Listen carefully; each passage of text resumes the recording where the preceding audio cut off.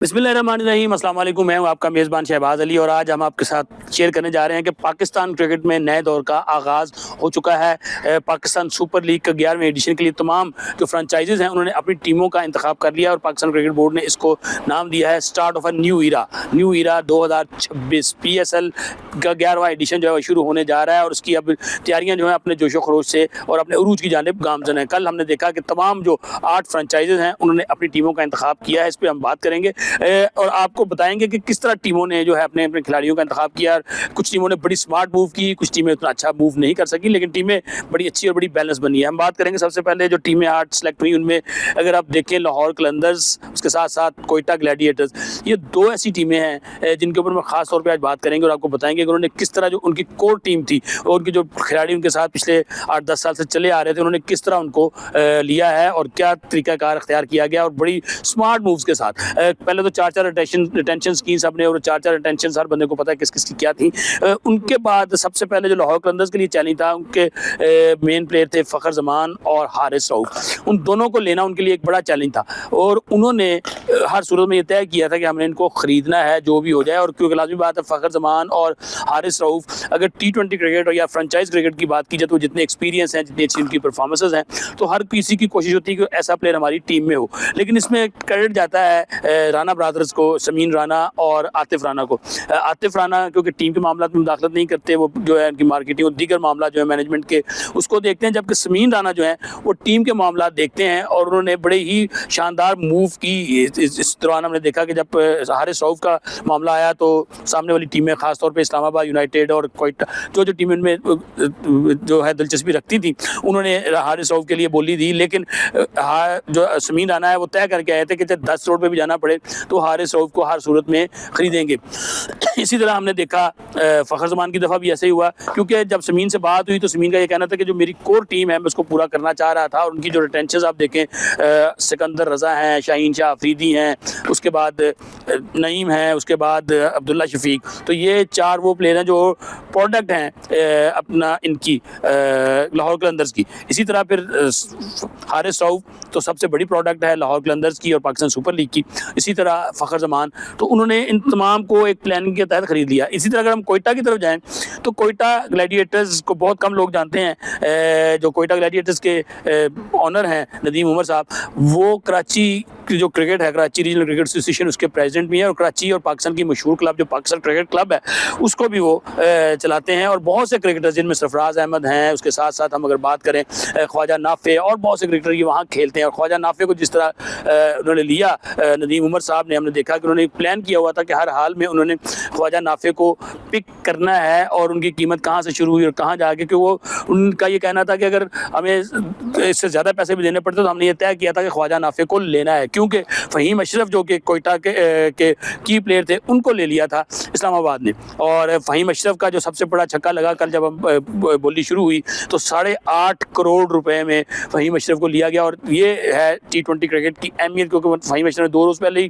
पाकिस्तान को मैच जितवाया था और उस वक्त लाइमलाइट में थे और हर टीम की ख्वाहिश थी कि हम उनको लें, क्योंकि इस्लामाबाद यूनाइटेड में थे, फिर कोयटा ग्लैडिएटर में गए और कोयटा ग्लैडिएटर्स में उनकी परफॉर्मेंसेस बड़ी अच्छी रही तो दोबारा से कोयटा ग्लैडिएटर्स। इस पर नदीम उमर ने यह भी कहा कि इस्लामाबाद हमसे जो है सूद समेत ले गया फ़हीम अशरफ को, तो बड़ी दिलचस्प सूरत हाल वहाँ हमें देखने में आई। इसी तरह हम देखेंगे, बात करेंगे रावलपिंडी की। रावलपिंडी जो कि मुल्तान सुल्तान थी पहले, जब नेम ऑनर्स आए तो उन्होंने इसका नाम रावलपिंडी रख दिया। अब रावलपिंडी के साथ नाम अभी उन्होंने इसका तय नहीं किया, लेकिन उनका जो बेंच था वो भी बड़ा मजबूत था, वहाँ इंतज़ामुल हक मौजूद थे और बड़ा अच्छा लगा। वहाँ पे पाकिस्तान क्रिकेट टीम के साबिक़ कप्तान राशिद लतीफ़ बड़ा बोल्ड हैं और इस क्रिकेट में और पाकिस्तान की क्रिकेट में उनकी बड़ी खासी गिरफ्त है डोमेस्टिक के ऊपर। इसके साथ साथ मोहम्मद रिजवान जो कि पाकिस्तान के साबिक़ कप्तान हैं वो वहाँ मौजूद थे, टेस्ट विकेट कीपर हैं। इसके साथ साथ वहाँ पे हमने देखा जो राशिद भाई को और के साथ साथ इंजमाम भाई के साथ देखा हमने अब्दुर्रहमान पाकिस्तान की डोमेस्टिक क्रिकेट के चंद जो कामयाब कोचेज़ हैं उनमें से एक हैं और उनकी बड़ी ज़बरदस्त टीम थी और उन्होंने देखा कि बड़ी अच्छी मूव्स की। इसके साथ साथ हम बात करेंगे इस्लामाबाद यूनाइटेड की तरफ, जैसे मैंने पहले बात की दोहराना आऊँगा मैं।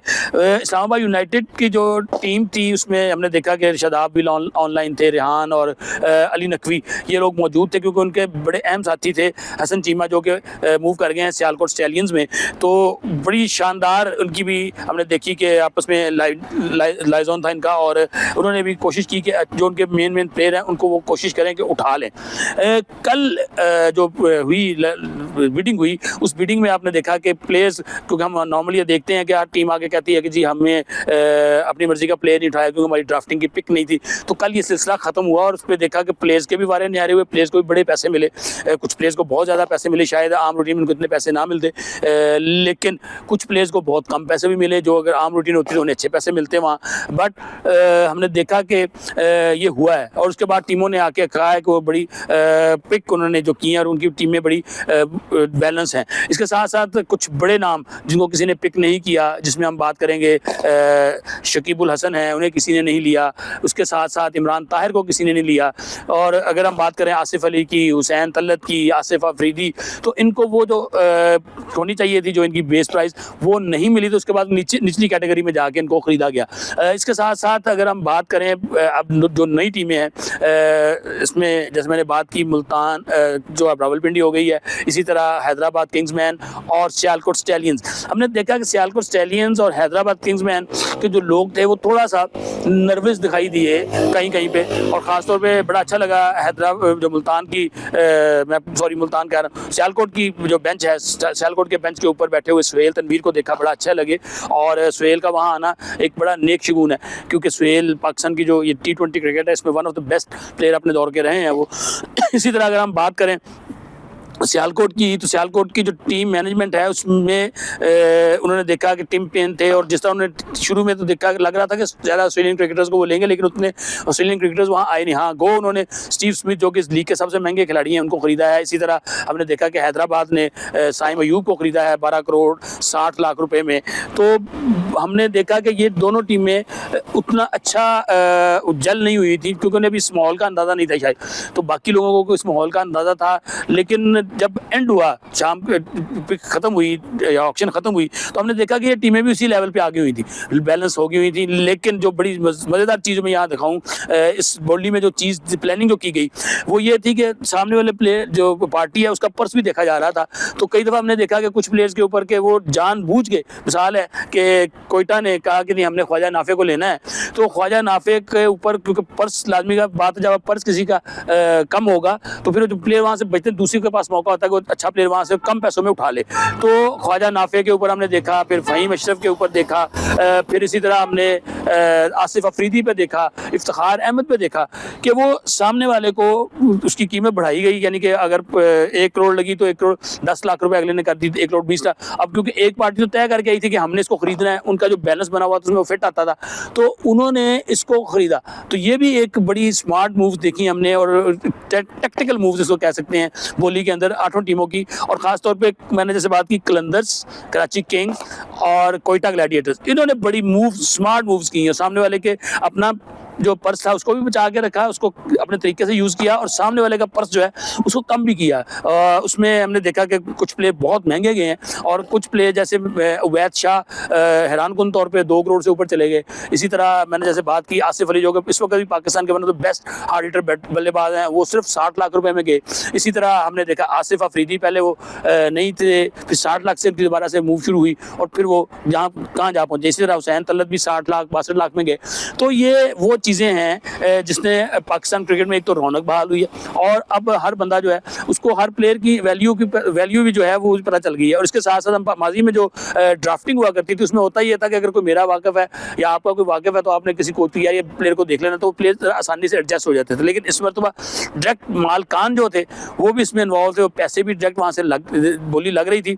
तो वो बड़ा ही कोशिश की गई कि डिसिप्लिन तरीके से और उसके साथ साथ इसको बड़े अच्छे तरीके से किया जाए। और इस बोली के हवाले से अगर हम बात करें तो पाकिस्तान क्रिकेट बोर्ड को भी इसका पूरा क्रेडिट जाता है, खासतौर पर सलमान नसीर उनकी टीम को, कि पूरी जो ऑक्शन हुई है उसमें कोई भी तनाज़ा नहीं सामने आया और बड़ी स्मूथ हुई है। और इस लीग के बाद, ये बोली का अमल मुकम्मल होने के बाद, अब पाकिस्तान क्रिकेट की जो PSL है उसका एक तो अगला स्टैंडर्ड शुरू होगा, अगला मरला शुरू होगा, अगला स्टेप आएगा। और आने वाले दिनों में हम देखेंगे PSL की जो रौनकें हैं और PSL की जो एक्टिविटीज़ हैं वो और तेज़ होती जाएंगी। हम आने वाले दिनों में आपके साथ मज़ीद इस हवाले से स्टोरीज शेयर करेंगे। अपने मेज़बान को इस वक्त दीजिए इजाज़त। अल्लाह हाफ़िज़।